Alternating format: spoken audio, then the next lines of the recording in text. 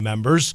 Now, my next guest, Gary Frankel, is a doctoral scholar who's studying educational leadership, and he's written about what's going on at our college campuses. Gary Frankel is on the Davison Family Dentistry Newsmaker line this morning. Gary, good morning. Welcome to the WHO Radio Morning News. Hey, thanks for having me. So, Gary, why are universities failing to teach our kids a little bit of civic virtue when they're confronted with disagreement? What are your thoughts on that?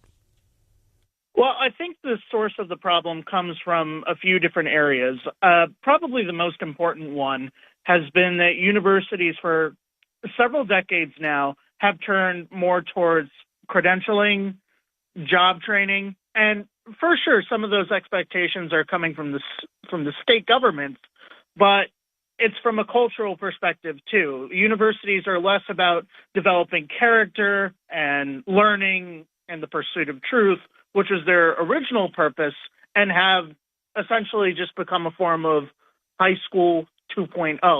The other problem is that they've also been ideologically captured to a certain extent by people who don't believe in free speech, by people who don't believe in the free exchange of ideas, and it's turning the climate into one that's very hostile towards anybody that goes against the established orthodoxy of whatever is going on campus. And when you take those two problems together, it creates an environment in which people are encouraged to flip tables over and don't know why they shouldn't. Exactly, Gary. So I'm solutions oriented as well. I know you are. So how do we change this atmosphere?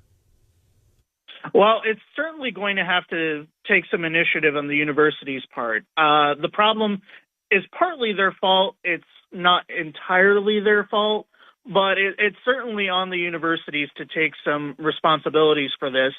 One of the ways I suggested in a recent article I just wrote, and it sounds a little unorthodox, but hear me out, is if you integrate arts education programs. Because, for example, if you have somebody participate in theater, they have to immerse themselves in the character that they're playing. And the character may have very different ideas, different personality, different values than the student. And once you have experience immersing yourself in different attitudes and different ideas and different beliefs and different ways of seeing the world, you start to naturally cross-apply that towards your own life and your own day-to-day discourse in the political environment.